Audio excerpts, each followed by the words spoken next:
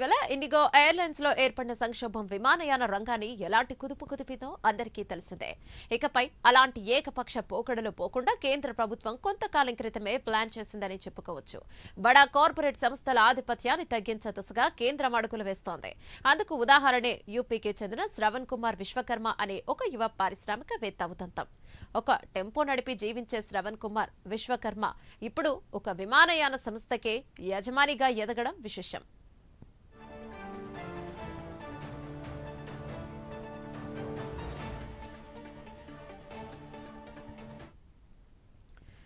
కాన్పూర్ కు చెందిన tempo driver Shravan Kumar జీవితంలో ఎన్నో ప్రయోగాలు చేసి అనేక ఆటుపోట్లు చవిచూసి చాలా నష్టపోయి మళ్లీ ఆర్థికంగా నిలదొక్కుని తన ఫైనాన్షియల్ పర్ఫార్మెన్స్ పెంచుకుని ఇప్పుడు శంఖ్ అనే ఎయిర్లైన్స్ సంస్థకు యజమానిగా ఎదిగాడు. టెంపో నడుపుకుని జీవించే శ్రవణ్ కుమార్ అతి సామాన్య మధ్యతరగతి కుటుంబంలో జన్మించాడు.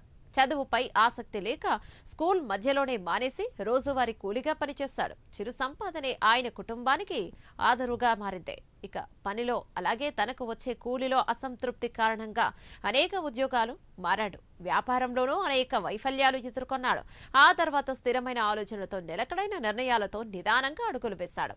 1, 2 ఇలా మొదలుపెట్టి ఇప్పుడు 400కు పైగా ట్రక్కులకు ఓనర్గా మారాడు.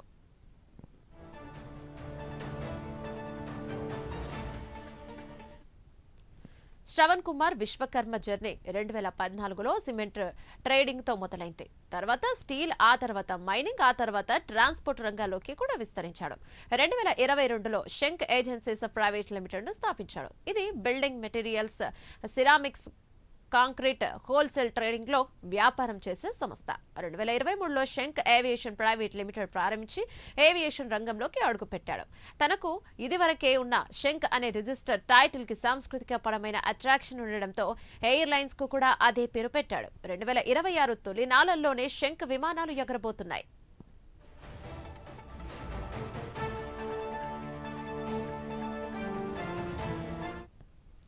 శంఖ్ ఎయిర్లైన్స్ కు సివిల్ ఏవియేషన్ మినిస్ట్రీ నుంచి నో అబ్జెక్షన్ సర్టిఫికెట్ లభించడంతో శ్రవణ్ విశ్వకర్మ ఆనందానికి అవధులు లేకుండా పోయాయి. వచ్చే జనవరి, ఫిబ్రవరి మాసాల్లో శంఖ్ ఆపరేషన్స్ ప్రారంభం కాబోతున్నాయి. మొదటి దశలో A320కి సంబంధించిన 3 ఎయిర్ క్రాఫ్ట్లు గాల్లో ఎగరబోతున్నాయి. ఆ తర్వాత రెండో దశలో మరికొన్ని విమానాలు జతకాబోతున్నాయి. ఇక అటు తర్వాత 2-3 ఏళ్లలో శంఖ్ ఎయిర్ బస్సులు 20 నుంచి 25కు విస్తరించాలని ప్లాన్ చేసుకుని పెట్టుకోవడం విశేషం. ఇక ఈ ఎయిర్ క్రాఫ్ట్లను లీజ్ పద్ధతి అలాగే ఫైనాన్స్ ద్వారా సమకూర్చుకున్నాడు. తనకు ఎక్కడా ఫండింగ్ సమస్యలు ఎదురు కాలేదని శ్రవణ్ కుమార్ చెప్తుండడం విశేషం.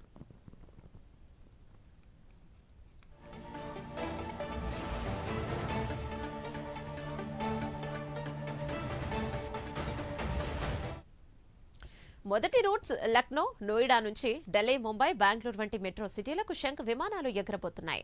అలాగే వారణాసి, గోరఖ్పూర్ వంటి టైర్ 2 సిటీలను కూడా కనెక్ట్ చేయబోతున్నాయి. విమానాల సంఖ్య దాదాపు 25 దాకా చేరుకున్న తర్వాత సేవలను దేశవ్యాప్తంగా విస్తరిస్తామని శ్రవణ్ చెప్తున్నారు. అంతేకాదు 2028-29లో ఇంటర్నేషనల్ ఆపరేషన్స్ కూడా ప్లాన్ చేస్తున్నారు.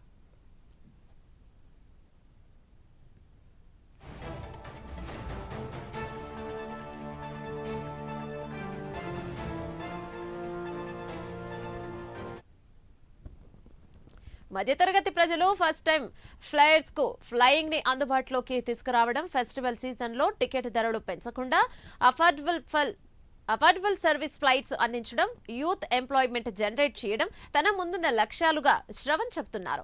ఇక ఎయిర్ క్రాఫ్ట్ జర్నీ అనేది ఒక బస్ లేదా టెంపో వంటి సాధారణమైన ట్రాన్స్పోర్ట్ మాత్రమేనని, అంతకుమించి ఎలాంటి ప్రత్యేకత లేదని శ్రవణ్ చాలా కొత్త సిద్ధాంతాన్ని ప్రతిపాదిస్తున్నారు. ప్రజలు ఏమంటారో అని భయపడకూడదని, మైండ్ సెట్ మార్చుకుంటే సక్సెస్ వస్తుందని శ్రవణ్ అంటున్నారు. ఎయిర్ జర్నీపై ఎవరికి ఎలాంటి గుత్తాధిపత్యం లేదని, మిడిల్ క్లాస్ ప్రజల్ని ఇప్పటి వరకు విమానం ఎక్కని వారిని ఎంకరేజ్ చేయడమే తమ ప్రాధాన్యమని చెప్తున్న శ్రవణ్ విశ్వకర్మ యంగ్ ఎంటర్‌ప్రెన్యూర్స్ కి ఆధారంగా నిలుస్తున్నాడని చెప్పాల్సి ఉంటుంది. ఇక శ్రవణ్ విశ్వకర్మతో పాటు all Hindu air, fly express వంటి మరో 2 ఎయిర్లైన్స్ కూడా ఎన్ఓసి పొందాయి. ఇలాంటి యువ పారిశ్రామికవేత్తలు ఇచ్చే పోటీ కారణంగా ఇండియన్ ఏవియేషన్ మార్కెట్లో నూతనత్వం వస్తుందని భావిస్తున్నారు.